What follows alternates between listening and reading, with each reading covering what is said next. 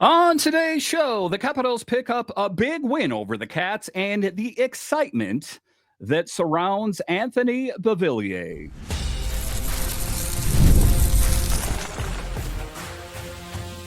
Your Locked On Capitals, your daily podcast on the Washington Capitals. Part of the Locked On Podcast Network, your team every day. Well, hello and welcome into this edition of Locked On Capitals, part of the Locked On Podcast Network, your team every day. My name is Dan Holme. I've covered the Capitals for the last 3 seasons for Locked On and various other outlets before that. I'm also the host of the weekly show called The Capitals Minutecast, available wherever you find your podcasts. And as always, I want to thank you for making this your first listen of the day. So in this edition of Locked On Capitals, we talk about the excitement that surrounds Alex Ovechkin when he officially makes history, when he catches Wayne Gretzky and at some point passes Wayne Gretzky. How much time will the NHL give the Capitals and Alex Ovechkin to celebrate? I'll talk about that a bit later. We'll talk about the excitement that surrounds Anthony Beauvillier. If we look back to the trade deadline, that was the only move that the Capitals made. And at the time, it was seen as a depth move, like maybe he'll get some playing time.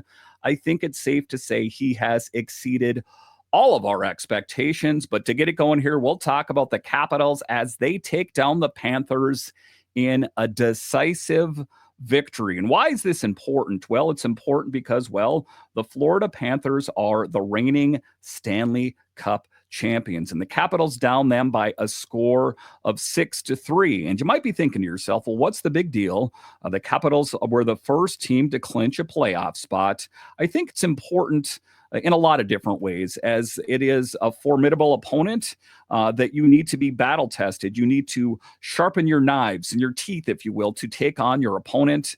That once the Capitals finally make it to the playoffs, it's not going to be easy, and I don't want it to be easy. So these games right now are going to truly battle test this team. And what did we see? Well, we saw the Capitals walk away with a win. So that's a good thing. But there was a lot of pushback from that Panthers team, run under the tutelage of Paul Maurice, definitely a coach that gets the most out of his players. He's a very entertaining guy to listen to. If you ever listen to the Mic'd Up, you might want to brace yourself. There is some 4-letter words and that kind of thing associated with it. But he had that team dialed in. But taking a look at the Panthers, I don't think they're having the season that they had hoped for. Not a horrible season, but when you had won the Stanley Cup the season before, the bar is set rather high for your team. You take a look at it, I think that they'll be okay.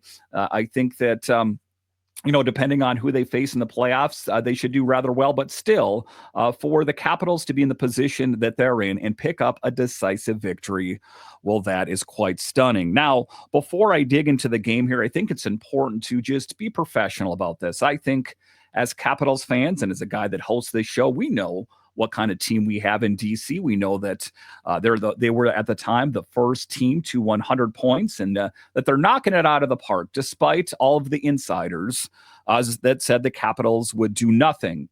I don't think that we need to rub it in their faces too much at the end of the day, but I have the receipts right here. I could run a video highlight reel, if you will, about the different people that said the Capitals wouldn't do anything, but the Capitals are in a good position. And I think they're in a good position now that they have secured that playoff spot, that at some point here, maybe we can limit the minutes of the guys that are maybe a little bit banged up or could use the rest. And this would present a good opportunity for a Dylan McIlrath and Aliaksei, an Ethan Frank, something of that nature. But we want to keep the players fresh. I think that it's important not to have these guys spend too much time on the bench, but they are sitting on top of the mountain right now. At the time, they were the first team to clinch that playoff spot, that they all have that luxury that, potentially they could rest some of those players. But let's next dive into the task at hand, and that is the Capitals picking up that big win over the Panthers, and there was a lot of pushback. The Capitals would score a goal, the Panthers would score, and the answer back and forth was quick. And Logan Thompson was tested in this game like we haven't seen in a lot of other games, so it was an important measuring stick a litmus test, if you will, to see what this team had in the tank. And as we take a look at it, that win marked the Caps' 9th in their last 10 games, improving their season record to an impressive 47, 15, and 8, giving them a total of 102 points. And how are they getting it done? I talk about this oftentimes. If you're an everydayer on the show, it's the new pieces that were brought in. It's Pierre-Luc Dubois. It's Jacob Chychrun. It's Logan Thompson, Duhaime, Radish, Roy, all these guys. And then it's the young guys that have grown. We obviously know what Alex Ovechkin has meant to this team. But if you take a look at the statistics in general, the Capitals are putting up, in a lot of cases, career numbers. Let's take a look in the goal scoring department. Alex Ovechkin, 35. Tom Wilson, 31. Tell me at the beginning of the season that you had Tom Wilson putting up 31, or Aliaksei Protas, 29 goals. His, career this season has just grown by leaps and bounds. Connor McMichael, 25, Dylan Strome, 23. That there is a lot of firepower on this team, and it's the makings of a perfect storm in a good way.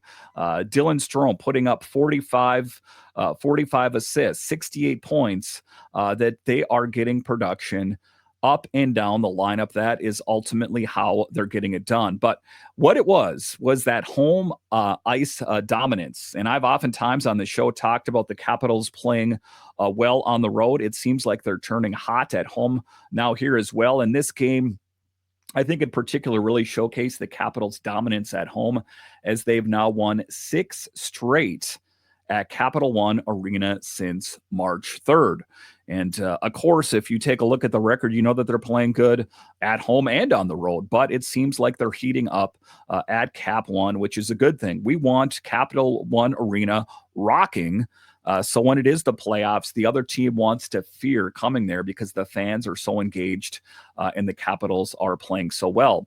But taking a look at it, outscoring opponents 26-14 during that time frame. It's worth noting, I think, that this season the Caps lead the league in scoring 6 or more goals in a game, achieving the feat 13 times. So oftentimes on the show, I talk about what Alex Ovechkin has put up, but this team, this 24-25 team, is one to marvel. And taking a look just right out of the gate, there was some pushback, but there was some firepower from the Capitals.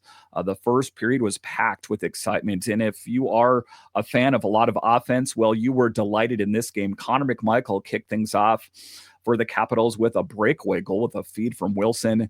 But like I said, in this game, the Panthers quickly answered with a goal from Sam Bennett, capitalizing on a misplay by goaltender Logan Thompson. And to be clear here, the Capitals walked away in victory lane, but there were some coughed up pucks. There were some giveaways. There were probably some goals that Logan Thompson would like to have back. John Carlson would later regain the lead for the Capitals, breaking a lengthy goal drought. But then we saw back and forth scoring from both teams. Florida's Seth Jones, in addition to that. So, it was a good thing for John Carlson, as, he's had some goals disallowed, that there was an offsides or a hand pass or off, another player's boot with a kicking motion, whatever the case has been, that for John Carlson to find the back of the net and for it to be a legit goal, well, that is a good thing. The Capitals were firing, out shooting Florida 15-9 in that first period. And oftentimes, you know what they say? Pepper the netminder with as many shots as possible and good things will happen. That was the case as they faced former Capital netminder, if you can believe it, Vitek Vanacek, a guy that has moved around the NHL a little bit here. There was a lot of promise. If we look back to the Samsonov-Vanacek tandem, that there was a lot of high hopes. Those hopes were dashed, but a good opportunity for Vanacek to get in some big work in the NHL. The Capitals, though, they slammed the door in the second period. The Caps really took charge. Just 7 seconds in, Tom Wilson scored on a breakaway. And then also Alex Ovechkin showcasing his playmaking ability, dishing out an assist to Dylan Strome for a tip-in goal. That was good for Strome's 23rd goal of the season and 200th point with the team. So it's a highlight reel. This season, like I said, this 24-25 season is just like an NHL how to do it handbook. That's what the Capitals have done. And, for Alex Ovechkin, when he's on the bench or on the ice and say he's not the guy that's finding the back net, it's like a proud papa moment. That, if he is not finding the back net, he is assisting on goals. Ovechkin helped Andrew Mangiapane find the twine for his second goal in as many games to extend the lead to 6-3. So quite an accomplishment what he has been able to put up, and he all supportive on the side, on the bench, cheering, stick taps every time a Capitals player finds the back of the net. And, your team will only go as far as great goal scoring, but it's not just that. It's great net minding and, well, more specifically, great defense. The Capitals had a healthy lead. The Panthers didn't back down, but Thompson was up for the task at hand, who faced 3 goals on 9 shots in the first, turned it around, stopping 27 shots in the following 2 periods. So, Logan Thompson, that is why the Capitals went out and gave him that big deal. Huge in net, faltered a little bit early. There were some questions out there, a whiff out there where the Capitals going to go for a momentum change. But I think it was the right thing for the Capitals to continue with Logan Thompson, as we want him battle tested. You're going to face a lot of opposition. He has not faced a lot of opposition this season. So I think it was a good thing for him to get in that work. But good news is there was a bit of a scare in the game as well. Jakob Chychrun returned after briefly leaving the game due to a skate cut on his hand, wrist area there. So we know the huge role that Jakob Chychrun has played for the Capitals this season. I'm glad that as we edge closer and closer to the playoffs, that we're not going to be minus a key contributor like Jakob Chychrun. So the Capitals dodged a bullet, walked away with a big win. A lot of pushback, but at the end of the day, they're not going to all be, just blowouts where it's, 4-0 or anything like that. I love these kind of games where they're tested. There's some pushback from the opposition. I like it even better when the Capitals walk away with a victory. All right, so coming up here after the break, we'll talk about the excitement that surrounds Anthony Beauvillier. Let's be honest, Capitals fans. When that move happened, a lot of people around the NHL, Capitals fans, are like, huh? That's all we got? Look at all the big moves at this and that team, and all we got was Anthony Beauvillier. It seems to be like a perfect match for the Capitals. I'll break down all the excitement that surrounds Beauvillier straight ahead.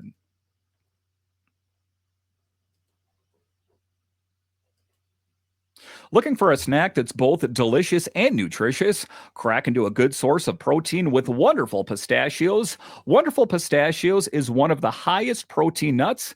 Each 1 ounce serving has 6 grams of protein, giving you over 10% of your daily value. Plus, they're packed with fiber and better for you unsaturated fats to keep you feeling fuller longer. Personally, I love the no shells variety. It's the perfect grab and go snack for busy days. Whether I'm snacking at my desk on a road trip or just need a quick protein boost, they're always my go-to snack. And if you love cracking open every shell for that satisfying crunch, the in-shell options are, well, a classic favorite. Get snacking and get cracking with a snack that packs a protein punch. Visit wonderfulpistachios.com to learn more. All right, welcome back into this edition of Locked On Capitals, part of the Locked On Podcast Network, your team every day. You can find me over on Twitter. It's at DanCaps218. You can find the show on Twitter. It's at Locked On Caps. So in this next segment, the excitement that surrounds a diamond in a rough, if you will, with the Capitals as they made their move on the trade deadline, trading for and acquiring Anthony Beauvillier. Of course, remember, he got off to a strong start with the Islanders, has some playoff experience, bounced around the league a little bit here, most recently playing for the Penguins. And it had to be a good feeling for Anthony, as that is a Penguins team that is going nowhere. Don't feel bad about it at all, as they are a big, bitter rival of the Capitals, have been for so many years. And the Capitals said, thank you very much. I think we need a little bit of a boost. And he has been that, a boost. And to be honest here, to be candid, I was like, wow, Ethan Frank is going to come out of the lineup for this guy. As it turns out, it was the right move. The guy is a playmaker up and down the lineup. It doesn't matter who he's playing with. The guy's got speed. He's got a good nose for the puck. Another big move for the Capitals. Chris Patrick Capitals, I'm loving it. Fist bumps for everyone. It was quite a move for the Capitals and has paid off rather handily for the Capitals. And that's what we're going to dive into in segment number 2 is Anthony Beauvillier. The Capitals acquired him at the 2025 trade deadline for what? A second-round pick. And I know a lot of people were like, oh, my God, a second-round pick. Let's be honest. That second-round pick was it was a late second-round pick, which would have been pretty much a third-round pick, which means it would not have been a Capitals-ready player for years to come. The Capitals are in a good position. We have not seen them in a position like this in a long time, that if there was ever the chance to push all your chips in, and to be honest here, the Capitals didn't push in a whole lot of chips. They got him on the cheap, has paid off splendidly for the Capitals. Now, this move might not have set off fireworks across the league like some other moves, but Beauvillier has already started to make a name for himself with the Capitals. I'm loving it. I have no reservation. And if you wanted to find a home on the Capitals in somewhat of a longer-term capacity, that would be great. Again, I don't know where this is all going to work. We know Leonard is going to be here sooner than later. Crystal, perhaps next season. That it is going to be a crowded roster. But let's not get ahead of ourselves. Let's live in the right here, right now. And just the other night, in that game against the Panthers, Beauvillier scored his second goal in a Capitals jersey, helping the team secure a solid 6-3 victory. A playmaker. He's got some speed, puts himself in the right place at the right time. I'm loving his games. In just 7 games with the Capitals, he's already racked up 4 points, 2 goals, and 2 assists. He cut his teeth playing on that fourth line with Duhaime and Dowd. It's just everything has worked out so well. His impressive speed was on full display, like I talked about, slicing through Panthers defense that led to that fantastic scoring opportunity with that highlighted his puck handling skills. The ultimate playmaker. And it hasn't gone unnoticed either that head coach Spencer Carberry is loving it as well. He praised his speed and commitment to physical play, saying after the game, quote, "The pace he plays with, I've been really impressed," unquote. And that's some high praise, as I don't think Spencer Carberry is the kind of guy that's easily impressed. Carberry also emphasized Beauvillier's willingness to go into the tough areas on ice, pointing to why he's been such a valuable addition to the roster. And taking a look at it, the question was at the time, where's he going to fit in? I thought, everyone talked about Lars Eller and that glaring weakness. Well, that seemed plug and play. But he doesn't have a tremendous amount of time playing at center, primarily a wing, has some experience playing at the center position. But Beauvillier has primarily found himself on the fourth line with Dowd and Duhaime, but he's also been given a chance to skate with different centers throughout the lineup. And what has he done? Boom, boom, boom, killed it with every single center he's played with. And the numbers, well, don't take my word for it. Take the numbers. The Capitals have been extremely successful during 5-on-5 play with Beauvillier, boasting an impressive stats like 62.3% for shot attempts and 63% for high danger chances. That's why he's continued to get his opportunity. That's why we haven't seen him benched since, his time here. Again, the initial feeling was it was a depth move. Now, even though we're still on the early days, Beauvillier ranks second on the Capitals in points per 60 minutes at 5-on-5, sitting at 2.89, just trailing the big man, Aleksei Protas. Now, he's been getting a ton of shots off, averaging 9.4 per 60. So those are all things that work really well for him. He is just full go. And I think that there was a little bit of lag there at first, but that lag was ultimately just getting used to the Capitals' systems, as it is, well, of course, a different system than they played in the Steel City. But he is building chemistry, and the fans are loving it. I'm loving his game so far. Beauvillier shared that he's starting to feel more comfortable with the team and is beginning to develop some chemistry with his line mates, and not just the fourth line, all over. But it's not too surprising, is it? As we've heard from the Capitals, as this is the best locker room, again, that's not quantifiable, but I'm just saying that's what people are saying, that it's the best locker room in the NHL. So a good thing for the Capitals that they were, and I'm going to go ahead and say it, a diamond in the rough, and the people that said, oh, I knew that was going to be great, don't believe it. The same people, that doubted PLD coming. Like, what kind of move is that? that the Capitals have this great ability to find potential in players that just need a change of scenery. Think of Conley those years ago, or Devontae Smith-Pelly historically. That sometimes the Capitals, the GM, whether it's Brian McClellan, McPhee, Chris Patrick, just here, in relative recent history, that they always seem to find the perfect player to plug the holes around the lineup. I think they did that yet again with Anthony Beauvillier, and that's why I am loving it.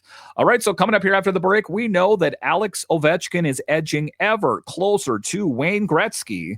But the NHL made it clear here, you're not going to be able to celebrate too long. We're going to set out a time frame on how long you can celebrate once he makes history. How long is it, and what are your thoughts on it? I'll break it all down straight ahead.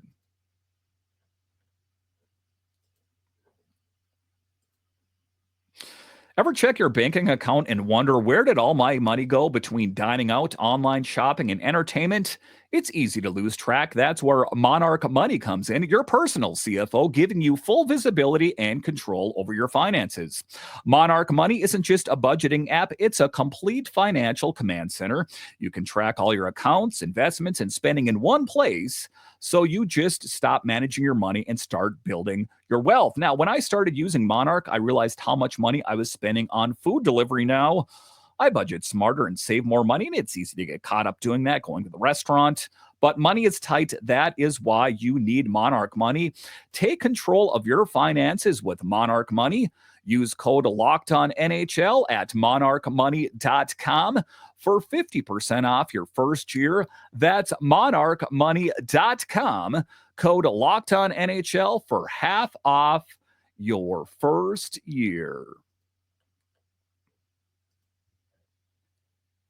All right, welcome back into this edition of Locked On Capitals, part of the Locked On Podcast Network, your team every day. The best way that you can help grow the show is to subscribe to Locked On Capitals on YouTube and comment anything down below. All right, in the final segment here, we're talking Alex Ovechkin as he is edging closer and closer to the great one, Wayne Gretzky. And I guess it depends on where it happens. Of course, I'm hoping that it happens at Cap One, as he will be playing in front of his home fans, and a lot of those fans have been there since day one. But even if it's on the road, the NHL has laid out how much time the team, and more specifically Alex Ovechkin, can celebrate. Now let's dive into that in the final segment of the show here. And it's interesting that they got to put a gate on it, if you will, or limiter, but that is the NHL's prerogative. Now, as we know, Alex Ovechkin is just a few goals away from Gretzky's all-time goal-scoring record, and the league has some incredible plans to honor this moment when it happens. Now, let's be honest here.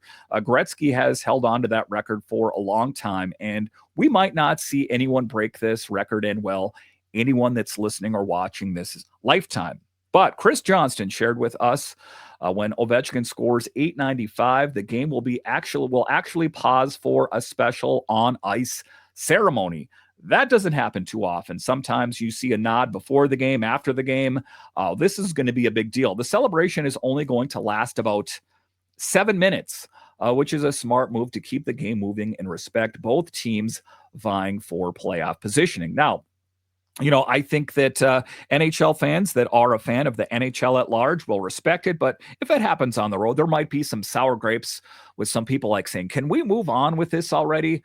But there is parameters there that it is going to be 7 minutes, whether it's at home or on the road. But as Johnston put it, quote, there's actually going to be a ceremony in real time. This is a pretty special moment, a special goal, unquote. So I'm glad that they're actually going to let them pause the game, regardless of if it's at Cap One or on the road, so that we can acknowledge the great moment. But, the thing of it is we know that the playoffs, the Capitals have that secured. So we're in a good spot, but we have to keep an eye on how this pause could affect the other teams. I guess I'm not too concerned. But I guess if I was on the opposing team and my team was on, the cusp of making it to the playoffs or whatever the case might be, then I might be thinking to myself, okay, I understand this is a big moment. Could we hurry it up already? My team needs this game, and we had some momentum going. So I can see both sides of the coin, but again, this is a historic, or will be a historic moment regardless. And I'd like to think that if it was another player, even if they were playing at Cap One, do the right thing, as there is a lot of excitement that surrounds the NHL. And Alex Ovechkin has brought a lot of the spotlight to the Capitals and the NHL. And to be honest with you here, of the professional sports, the NHL is down there. I love the NHL.